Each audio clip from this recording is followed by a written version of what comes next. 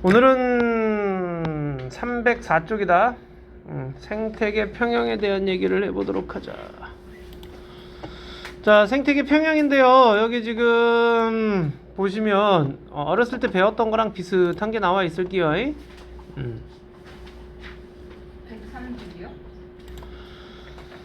304쪽이요. 자, 봅시다. 자, 생태계에서 먹이관계 해가지고 나와 있는데, 생태계의 생물들은 먹고 먹히는 관계로 얽혀 있어요. 자, 먹이사슬이라고 되어 있죠. 생산자, 1차 소비자, 2차 소비자, 3차 소비자, 최종 소비자, 이런 식으로 단계가 넘어가요. 자, 이 먹이사슬은 한 줄로 쭉 연결되는 걸 얘기를 하는데, 이때 이것들이 복잡하게 얽혀 있는 걸 먹이 그물이라고 얘기를 해요. 자, 이 생산자는 뭔지 알겠죠, 그죠?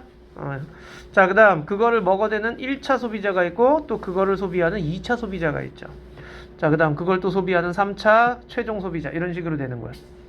뭐 요건 뭐 다 아는 내용이죠.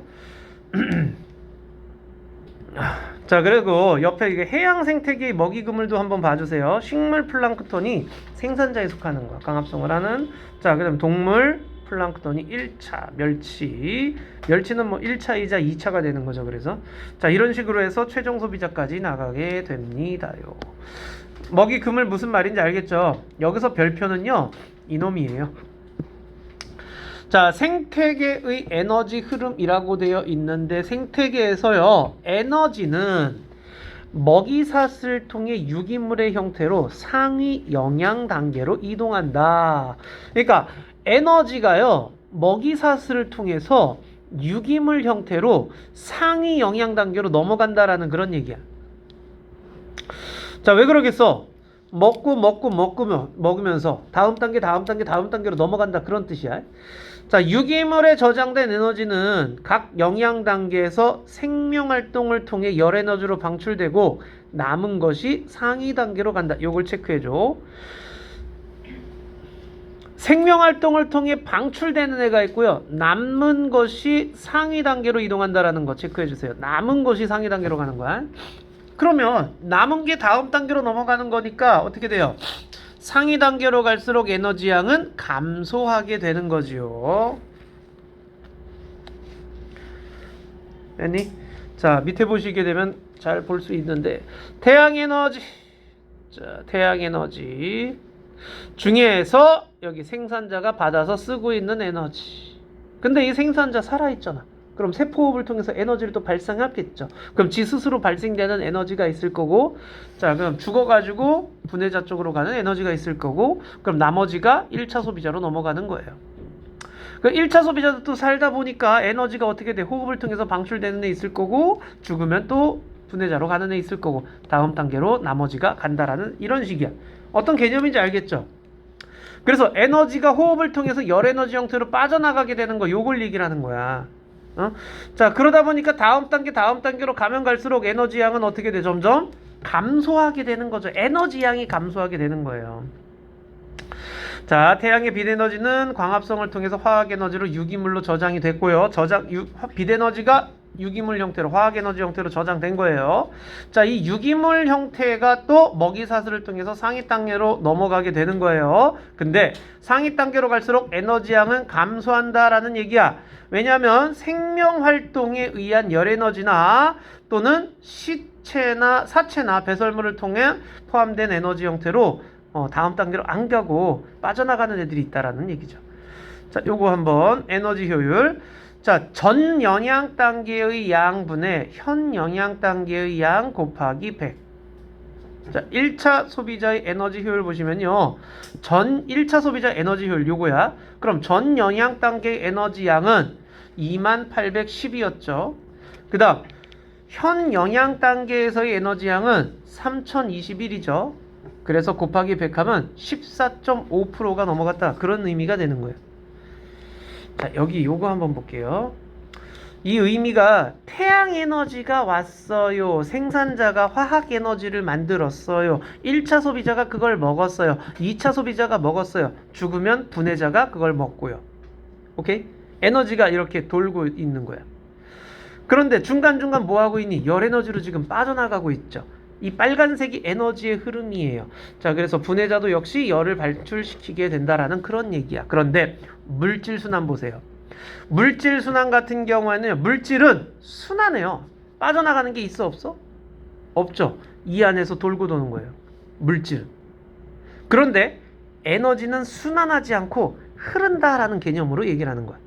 이렇게 와서 이렇게 가버리는 거죠. 중간중간 이렇게 빠져나가고. 오케이? 무슨 말인지 알겠니? 에너지와 물질 구분해 줄 수 있으셔야 돼. 자, 그래서 나오는 게 이 생태 피라미드라는 거예요. 자, 보시면은요, 에너지 양, 생물 양, 개체수 양 이렇게 돼 있어. 자, 여기 보시게 되면 에너지 양 밑에서부터 올라갈수록 점점 피라미드 형태가 되고 있죠. 생물량도 그렇고요, 개체수도 그렇고요. 자, 이게 생태 피라미드가 되는 겁니다. 마치 쌓아 올리는 피라미드 형태로 상위 단계로 갈수록 점점 줄어든다라는 그런 뜻이 되는 거예요. 이게 안정된 생태계에서의 기본 피라미드 형태가 되는 거예요. 여기까지 어려운 거 있니? 전혀 없지요. 옆에 그 생물량이 뭔지 그냥 한번 봐주세요. 전체 무게다라는 거. 자, 그 다음 생태계 평형입니다. 이 생태계 평형, 이것도 역시 어렸을 때 다 배웠던 거야. 먹이 그물이 단순한 형태면은요, 얘 죽어버리면 얘도 같이 죽는 거죠.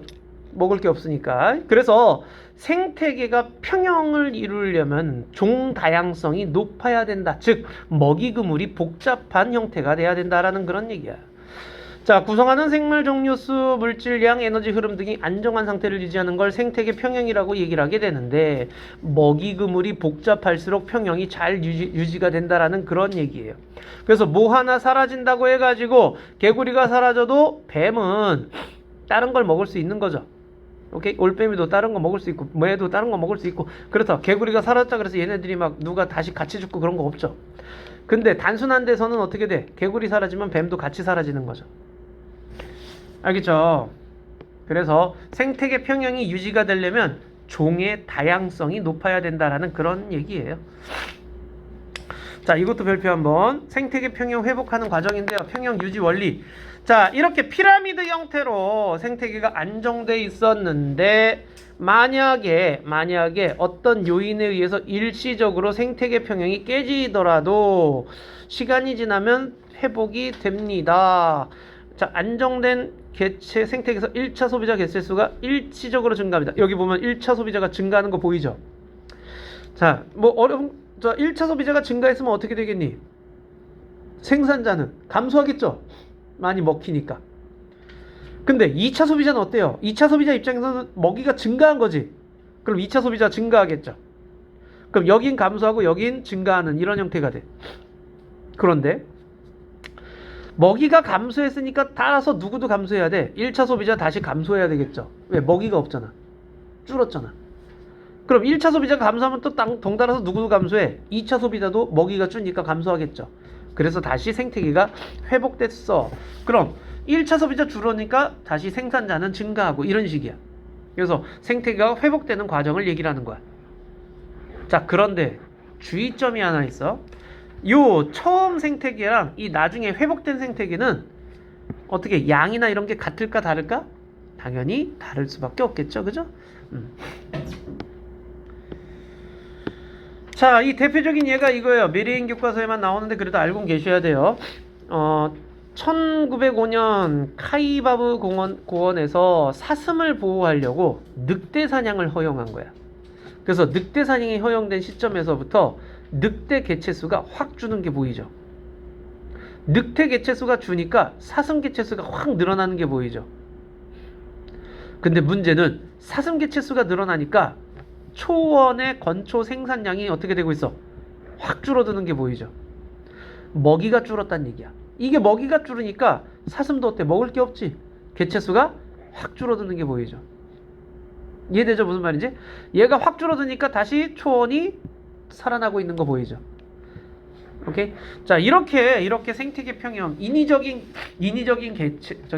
개입이 생태계 평형을 흐트러뜨리는 사건이 될 수도 있다라는 걸 보여주게 되는 거예요. 자, 환경과 생태, 환경 평화와 생태계라고 되어 있는데, 자, 환경 변화와 생태계 평형. 자, 안정된 생태계에서 환경 변화가 일어나 일시적으로 생물의 종류와 개체수가 변하더라도 대부분 생태계 평형을 회복할 수 있어요. 그러니까 생태계는요, 어느 정도까지는 종이나 개체수가 변해도 유지할 수가 있다라는 그런 뜻이야. 평형을. 그런데 자기가 유지할 수 있는 그 한계를 넘는 환경이 오게 되면 평형이 깨져버리는 거야. 그 평형이 깨지는 요인으로 자연재해, 홍수, 산사태, 화산 폭발 등과 같은 자연재해, 식물, 서식지가 한꺼번에 확 파괴되는 일. 한꺼번에 확 파괴되면 이제 거기에 있는 생태계가 파괴돼 버리는 거죠. 오케이? 자, 그 다음 인간 활동에 의한 거예요. 무분별한 벌목. 자, 이 벌목 결국에는 숲이 없어지는 거죠. 숲 생태계가 파괴되는 거예요. 살 곳이 없어지게 되는 거야. 자, 경작지 개발도 마찬가지죠. 숲을 파괴하기 때문에 이것도 역시 서식지를 파괴하는 형태가 되는 거예요.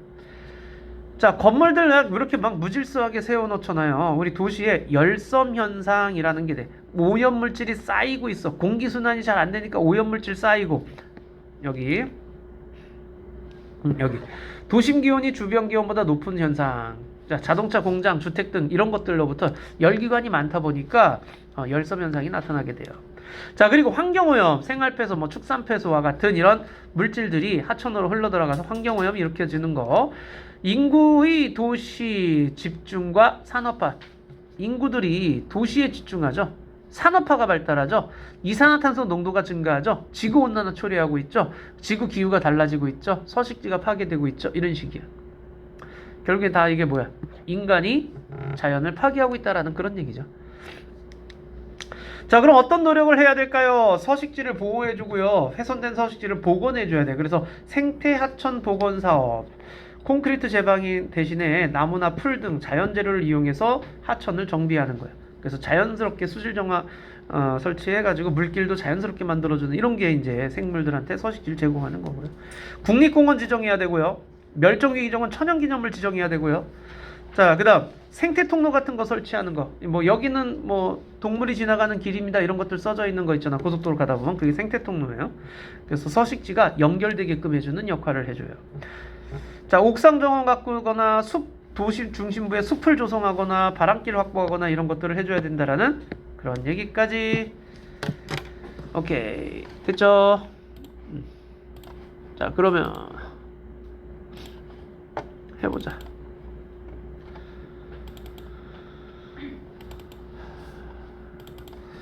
자, 개념 확인 문제부터 봅시다.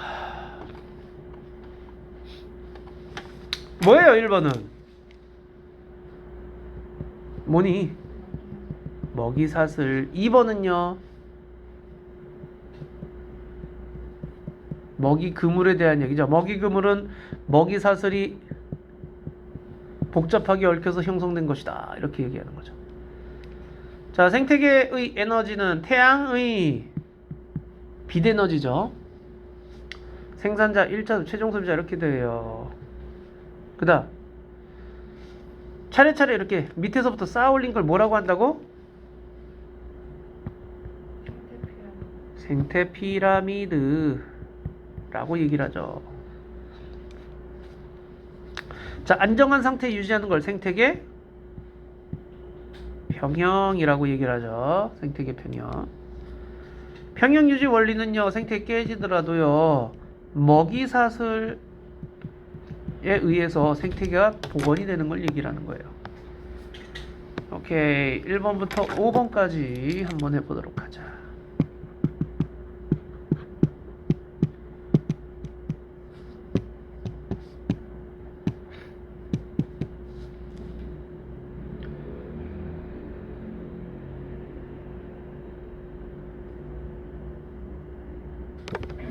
자, 1번은 OOXX, 2번은 OOX, 3번은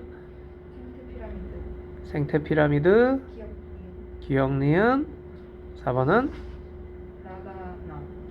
나라다가, 나라다가.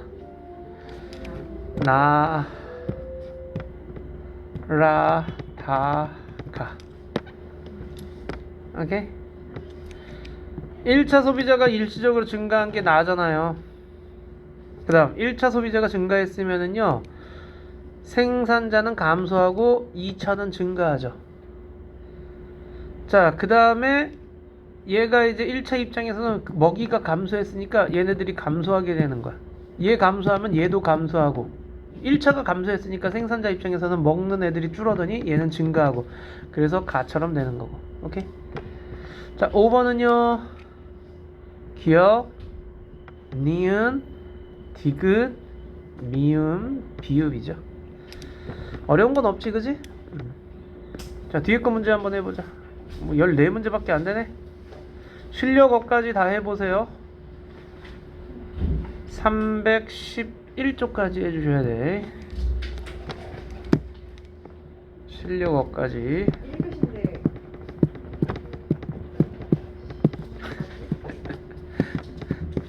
다음 친구도 와요? 다음 친구도 시험까지 봐요? 다음 단원도?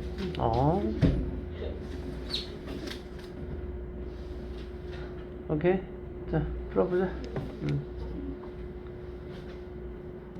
자, 채점하자. 1번에. 1번에 몇 번 나왔냐? 2번 나왔니?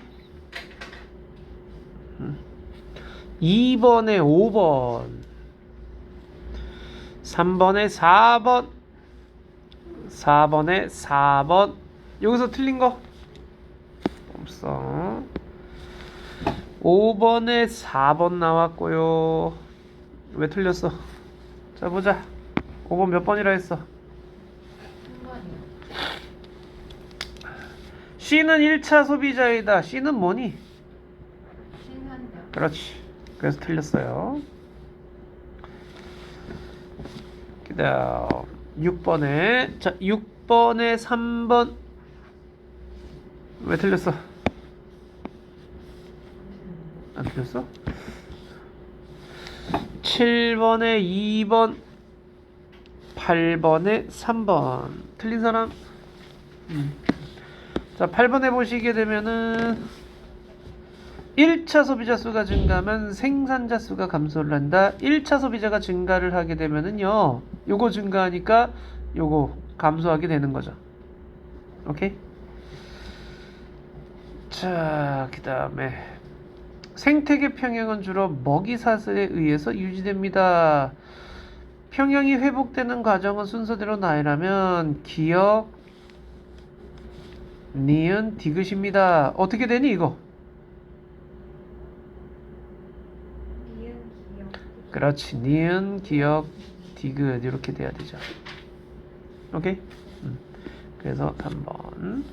자, 9번에 4번이고요. 10번에 4번이고요. 11번에 4번이네요. 여기서 틀린 거 없어요. 그 다음 12번에 1번은 뭐니? 뭐 나왔어 1번? 생산자 누구니? 뭐 나왔어? A하고 B죠. 무조건 가는 애들만 찾으면 돼. 오케이? C가 사라졌다. C가 사라졌다. A, F, G의 개체수 변화를 서술하시오. 어떻게 될까요? C가 사라지면 A 개체는? A는 어떻게 돼? 늘어요. 그렇지, 늘어나야죠. 얘를 먹어내는 애가 줄었으니까. 자, 그 다음에 F와 G의 개체는? 줄어드는 거죠. 근데 F는 어떻게 돼요? 사라지겠죠. 그죠? F는 사라지겠죠. G는 줄어들고요. 왜냐면 F는 먹이가 C밖에 없잖아 지금. 이해되지? 자, 그 다음 13번은요 가나 중 사람에게 전달되는 에너지 양이 더 많은 것을 쓰고 그렇게 판단한 근거는 누가 더 에너지 양이 더 많니? 가가 더 많은 거예요. 자, 가가 더 많은 거죠. 그죠? 자, 그래서 영양 단계를 적게 거치는 게 사람에게 전달되는 에너지 양이 많은 거예요. 영양 단계를 적게 거치는 게 사람에게 전달된 에너지 양이 많다. 자, 그 다음에 해달 성계 해초인데 해달의 개체수가 감소했을 때 변화를 나타낸 것이다. 평형을 회복한 과정을 해초 성계 해달의 개체수 변화로 서술하시오. 해달의 개체수가 감소했어요. 그러면 성계 어떻게 돼요? 성계 증가하죠. 자, 성계 증가하면 해초 어떻게 돼요? 감소하죠. 해초가 감소하죠. 자, 그러면은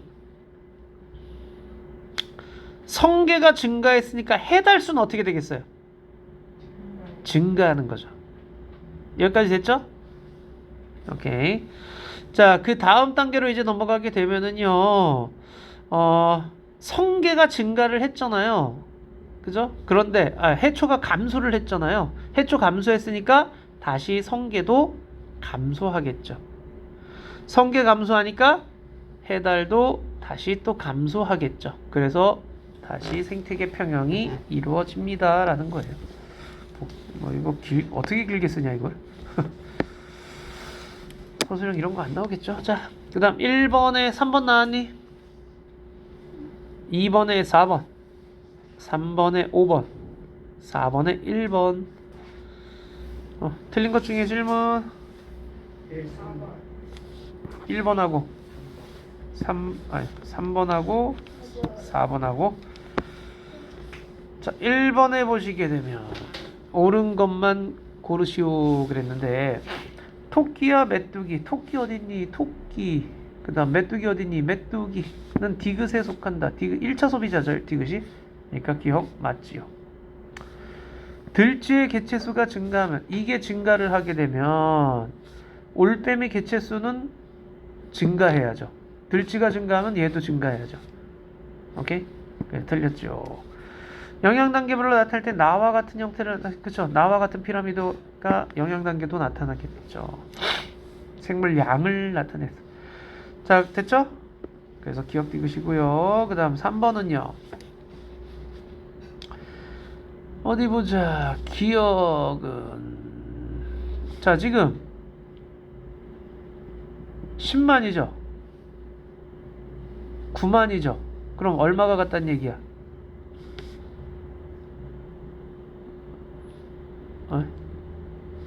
많이 같다는 얘기죠.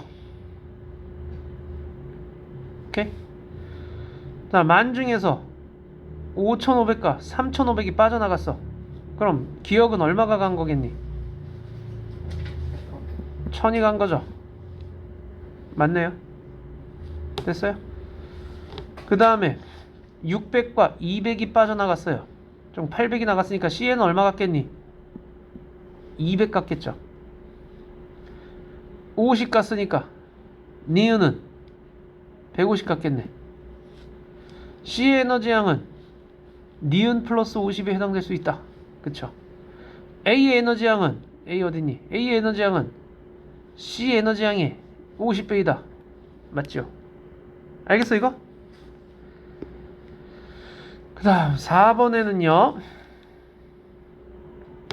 가에서 2차 소비자 개체 수가 증가한다. 가에서 2차 소비자가 증가해야죠. 얘가 먹이가 풍부해졌잖아. 맞지요? 1차 소비자 개체 수는 가보다 나에서 더 많다. 2차가 여기는 지금 증가한 형태고요. 생산자는 감소한 형태가 되는 거잖아. 이런 식으로. 2차가 증가를 했기 때문에 나에서는 1차가 감소해야 돼요. 오케이? 그래서 가가 오히려 더 많아요. 1차 감소하니까. 다에서 영양 단계에 해당하는 생물체의 개체 수는 생태계 평형이 깨지기 이전과, 개체 수는 이전과 같지 않아. 달라졌겠죠. 근데 평형은 이런 거죠. 그래서 1번만 정답이 돼요. 됐니? 자, 그 다음으로 지구 환경 변화와 인간 생활.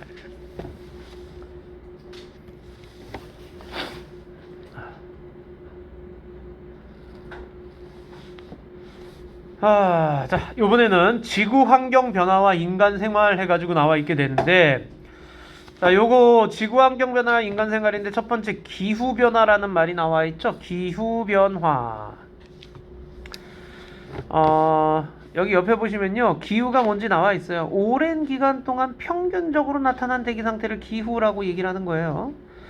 자, 그 다음 기상은 날씨 얘기하는 거. 짧은 시간 동안의 날씨, 우리 기상예보 그런 것들 할 때 뭐 하루 이틀 뭐 이렇게 나타내는 거는 기상. 기후는 오랜 세월 동안의 평균적인 대기 상태를 얘기를 하는데, 이게 내적 원인과 외적 원인에 의해 가지고서는요 기후 변화가 나타나게 되는 거야. 자, 첫 번째 여기 보세요. 지표면 변화. 비가 면적이 증가하거나 숲이 줄어들면 반사율이 증가한다. 반사율이 증가한다는 얘기는 튕겨져 나가는 애들이 많다는 얘기야. 그럼 지구는 온도가 어떻게 되겠니? 어이? 온도 어떻게 돼야 돼? 어? 햇빛이 왔는데 반사시켜 버렸어. 다 내보내 버렸어. 그럼 어떻게 돼? 낮아지는 거죠. 그 다음 화산 활동. 화산재가 대기에 방출됐어. 그럼 대기에는 햇빛이 못 들어오죠. 지표에 못 닿아. 그러니까 기온이 하강하는 거죠. 대기 조성 변화. 이산화탄소 농도가 높아지면 기후가 따뜻해지는 거죠. 지구온난화. 수력 분포 변화. 대륙이 이동을 해요. 우리 대륙 이동설 기억나죠? 판구조론. 자, 대기와 해수 순환이 변해요. 그래서 기후가 변하는데 옆에 보세요. 육지와 바다 비열이 다른 건 알고 있죠? 대륙이 이동하면은요, 지역별 태양 복사 에너지 흡수량이 변해요. 그러니까 해양 있는 쪽은 많이 그 비열이 높기 때문에 많이 흡수할 수 있는 반면 대륙 있는 쪽은 비열이 낮잖아요. 그래서 대기 순환과 해류가 달라지게 되는 거야. 이게 달라지면은요, 대륙이 분리되면 바다가 좀 중간중간 끼어들어가게 되는 거지. 그럼 해양성 기후가 증가하는 거고, 만약 대륙이 합쳐지면 커다란 땅덩이가 되면, 그러면 건조 지역이 많이 나타나게 돼요. 자, 그런데 이제 외적인 거 보자. 외적 요인. 자, 외적 원인을 보세요. 지구 자전축 기울기 방향, 공전 궤도 모양. 이게요, 몇 천만 년에 걸쳐 가지고선 이렇게 조금씩 변해요.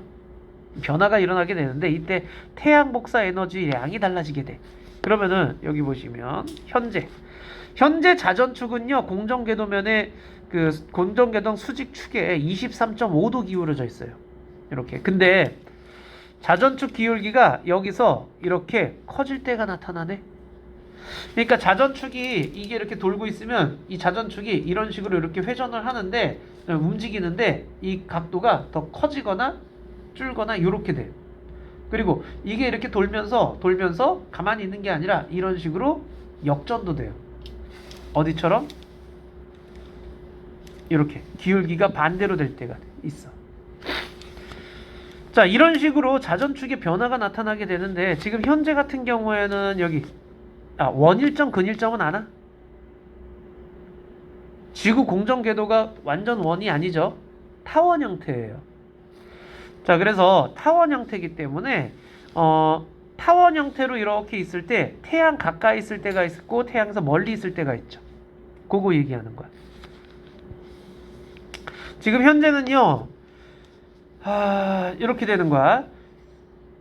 23.5도 이렇게 기울어져 있고요. 북반구가 태양 쪽을 위치했을 때가 여름이에요. 우리나라 입장에서는. 그 다음에 남반구가 태양 쪽에 있을 때가 우리나라 입장에서는 겨울에 해당하는 거야. 자, 그런데 이게 기울기가 더 심해지면 어떻게 되겠어? 기울기가 커지면은요.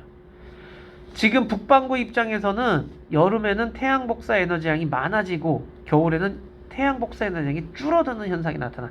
기온의 연교차가 커지게 되는 거예요. 기온의 연교차가 커져. 여름과 겨울에 기온 차이가 커진다는 얘기야.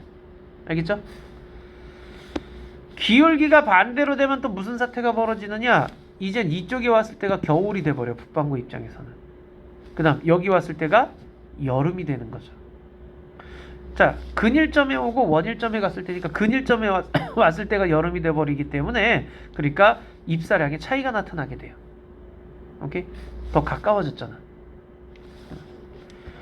이렇게 되면은 역시 기후의 변화가 영향을 주게 되는 건데, 자, 내적 원인이라고 돼 있는데 암기해라고 돼 있죠. 기온이 하강하는 경우 또 기온이 상승하는 경우가 있어요. 이렇게 지표면 반사율이 증가하는 경우야. 그러니까 빛을 튕겨내는 게 증가하는 경우, 빙하 면적이 넓어지거나 산림 면적이 감소하거나, 그럼 반대로 비표면 반사율이 감소하는 경우는요, 빙하 면적이 감소하거나 산림 면적이 증가하는 거나. 자, 이렇게 되면은 오히려 기온이 상승하겠죠. 자, 다 반대야 지금. 대기 투과율 감소라고 돼 있는데요, 화산 활동이 일어나면요 대기 투과율을 잘 못하죠. 그러니까 기온이 하강해요. 햇빛을 못 받으니까. 반대로 이산화탄소 농도가 증가하면은요, 그때는 기온이 상승하는 원인이 되는 거죠. 알겠죠? 자, 그럼 우리가 이 기후 연구를 어떤 식으로 하느냐? 기후 연구하는 방법은요, 나무 나이테 연구. 근데 이 나이테 연구는요, 1만 년 전에서 수십 년 전의 기후를 알 수 있다. 그 다음에 이제 두 번째가 빙하 연구. 자, 빙하 연구 같은 경우에는 수십만 년 단위의 기후를 알 수 있고요.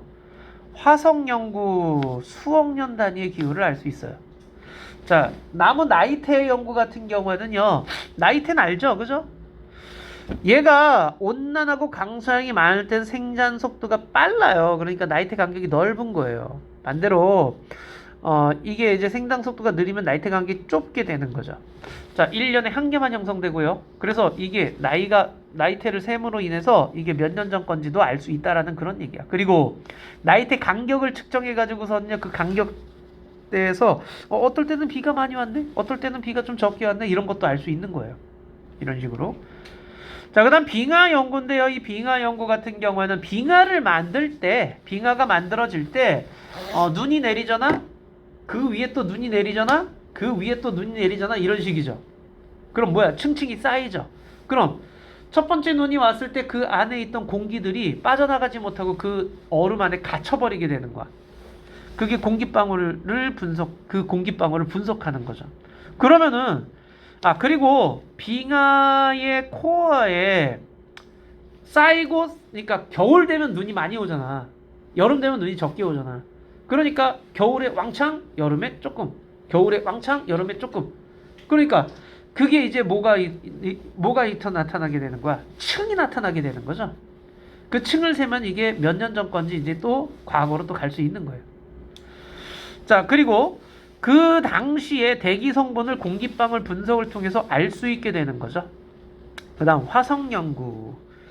자, 해저 퇴적물이나 퇴적암 속의 꽃가루 화석 등 이런 환경적 원인에 의해서 어떤 식물이 살았느냐를 따져가지고 기후를 예측할 수 있게 되는 거죠.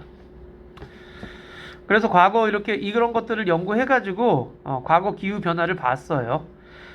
자, 기온 변화 보시게 되면요, 빙하기와 강빙기가 여러 차례 있고 작은 기후 변화가 있었어요. 이렇게 되는 거죠.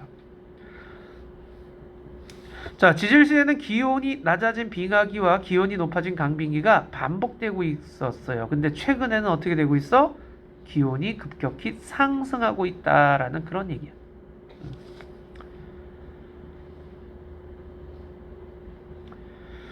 자, 그 다음 이제 두 번째가 지구온난화에 대한 얘기인데요. 이 지구온난화 같은 경우에는요, 온실 기체 양이 증가해서 평균 기온이 상승하는 현상을 지구온난화라고 얘기를 하죠. 자, 온실 기체 뭐가 있니? 수증기, 이산화탄소, 메테인, 산화이질소, 오존, CFC 이런 것들이 있는데, 얘네들은요, 복사 에너지를 잘 흡수해요. 그래서 온실 효과를 일으키는 기체야. 온실 효과는 이 지구 복사 에너지를 흡수해가지고 방출되는 거를 억제해가지고 평균 온도를 높이는 거죠. 지구온난화 원인이 바로 이 산업혁명 때문에 그렇죠. 화석연료 사용량이 증가하면서 이산화탄소 농도가 증가하는 거야. 이 이산화탄소 농도가 증가하게 되는 게 지구온난화의 가장 큰 원인 중에 하나라고 봐요. 또 하나, 과도한 산림 벌채. 그러니까 산림을 벌채하고 가축 사육을 통해서도 역시 메탄가스와 그 다음에 이산화탄소가 방출돼요. 이 가축 같은 경우에도요, 이 소나 이런 것들이 소화 활동하게 되면서 메탄가스를 배출하게 돼. 이런 것들도 큰 지구온난화 온실기체에 해당되는 거예요. 이 이산화탄소를 없앨 수 있는 게 광합성인데 산림벌채하니까 광합성량이 감소하게 되는 거죠. 이산화탄소가 안 없어지게 된다라는 그런 뜻이야. 자, 여기 지금 보시게 되면은 빨간색이 이산화탄소 평균 농도고요. 파란색이 평균 기온인데 농도가 점점 진해질수록 평균 기온도 같이 증가하는 걸 볼 수가 있죠. 이산화탄소 농도가 증가하고 있으며 기온도 대체로 상승하고 있죠. 최근에 이제 큰 폭으로 상승하는 걸 볼 수가 있죠. 그게 이산화탄소 농도와 관련이 있다라는 그런 얘기예요. 그러면 온난화에 영향을 미쳐주는 게 누구냐면 바로 요 해수면 상승. 자, 온난화가 일어나면은요, 빙하가 녹고요. 그 다음 해수가 열팽창을 해요. 팽창. 자, 그렇기 때문에 해수면이 상승을 하네. 그래서 요즘 그 없어지는 나라가 생기고 있죠. 저지대가 침수되면서. 자, 생활 공간이 줄어들고요. 땅이 줄어드니까요. 곡물 생산량도 감소하고요. 그 다음 기상 이변이에요. 요즘에 이제 기상 이변에 이제 살고 있죠. 그죠? 지금 현재. 유럽 같은 경우에는 겨울인데도 따뜻해가지고 스키장이 다 녹아버렸어. 스키장 개장도 못하고 있고, 그죠? 자, 수온 상승으로 강수량 증발량이 변해요. 강수량 증발량 변하고요. 자, 그래서 집중호우, 홍수, 가뭄 등 기상 이변이 나타나게 된다라는 얘기야. 뭐 폭풍, 해일이나 태풍이나 이런 것들이 많이 발생하게 되는데 이게 해수면에서 증발한 수증기의 응결열이 태풍의 에너지원이 됩니다. 자, 따뜻해져 버리니까 증발되어가는 그 수증기가 많은 거야. 태풍이 쉽게 생겨버려. 자, 생태계 변화. 자, 이 멸종 위기종의 증가로 생물 다양성이 낮아지고요. 자, 종들의 감소가 일어나면서 생물 다양성이 낮아지는 거예요. 그래서 생태계가 변할 수밖에 없는 거죠. 해양산성화라고 하는데 이 이산화탄소가 녹아 들어가게 되면은요, 산성 물질이 되는 거죠. 탄산 형태가 되니까. 그래서 서식 환경을 바꿔주고요. 질병이 확대되고요. 이런 것들. 됐죠?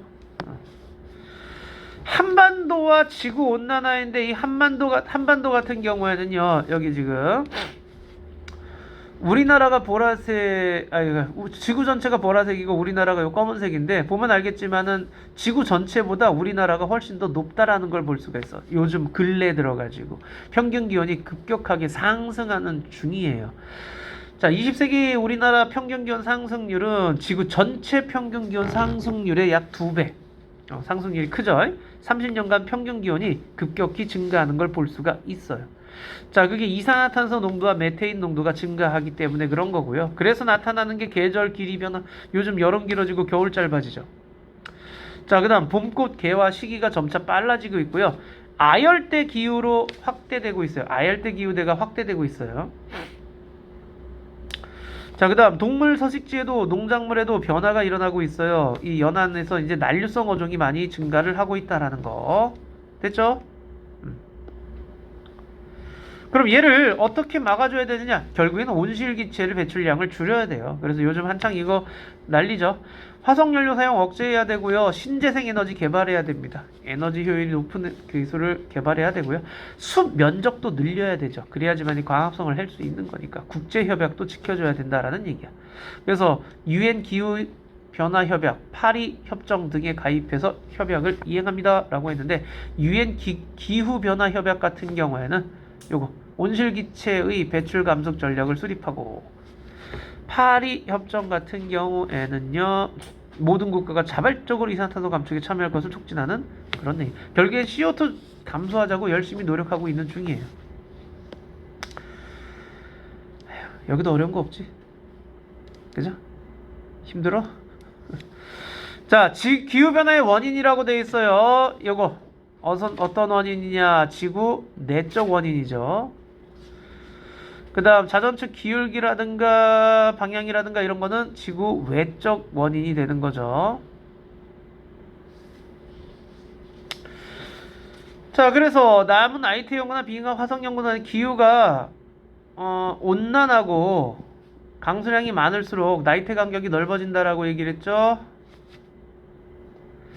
연평균 기온이 상승하는 현상을 뭐라고 한다? 지구 온난화라고 얘기를 하죠. 자, 대기 중에 무슨 양이 증가하는 거야? 온실 기체의 양이 증가하는 거죠. 자, 그 다음에 5번도 온실 기체죠.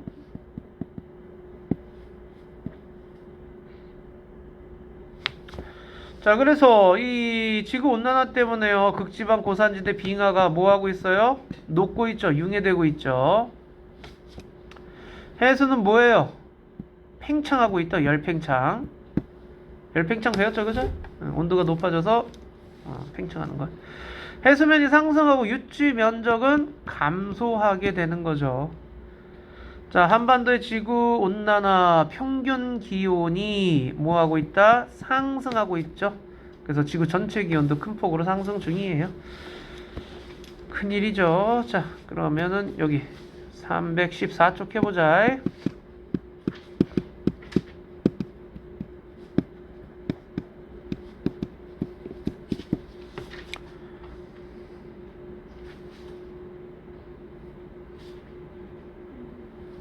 자, 채점하자. 1번에 XO 됐니? 2번은 기억, 니은, 디귿. 3번은 2번. 4번은 화석연료, 이산화탄소. 5번은 OX. 어려운 거 없죠? 자, 그러면은 넘어가자. 요 뒤에 거는 다음 주에 할 거고, 우리는 318쪽으로 가죠. 318쪽에 7번까지 딱 7문제하고 끝내도록 하자. 1번부터 7번까지. 그게 끝난다고? 318쪽에 7문제하고 끝내자. 오늘은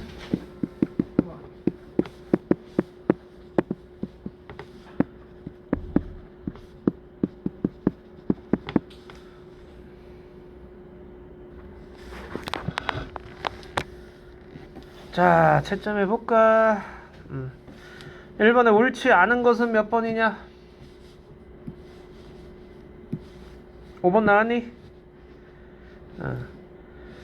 빙하 면적 증가하면은요, 반사율이 증가하는 거죠. 자, 그 다음 2번 해보자. 옳은 것만 고르시오. 몇 번? 2번 나왔니? 안 나왔구나. 가는 지구 내적 원인이에요. 그죠? 이건 내적 원인이고요. 가에 의해서 지구 기온이 상승하지 않고 하강해야죠. 투과율이 화산 분출물로 인해서 햇빛이 못 들어오는 거니까. 나와 다는 지구 외적 원인이에요. 그랬는데요. 이 다가 외적이고 나는 내적이죠. 다에 의해 여름, 겨울에 지구가 받는 태양 복사 에너지량이 달라지게 되는 거죠.